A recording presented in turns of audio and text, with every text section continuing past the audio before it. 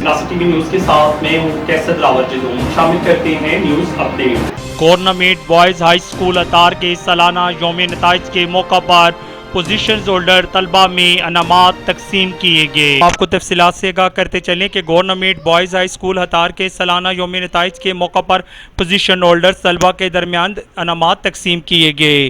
ترقی کا راز تعلیم میں پوشیدہ ہے، دنیا میں وہی قوم ترقی کر سکتی ہے جس کا تعلیمی معیار بلند تر ہوگا۔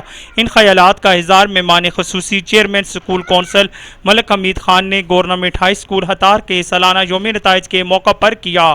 ہیڈ ماسٹر مبشر جاوید نے طلبا کو دل لگا کر پڑھنے کی تاکید کرتے ہوئے کہا کہ طلبا محنت کر کے ہی ملک اور قوم کا نام روشن کر سکتے ہیں۔ انہوں نے مہمان خصوصی ملک حمید خان کی آمد کا شکریہ ادا کیا اور انہیں شیلڈ آف آنر پیش کی۔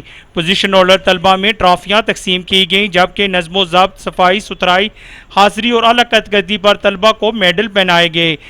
اس موقع پر ماسٹر عابد محمود، ماسٹر تاج، سر محمد مسلم، عرفان طارق، ماسٹر رشید محمود اور دیگر استاد کرام بھی موجود تھے۔ کیمرہ مین ٹیم کے ساتھ کیسر لاور جدون، شناسا ٹی وی، حسن ابدال۔ شناسا ٹی وی، آپ کا اپنا ٹی وی۔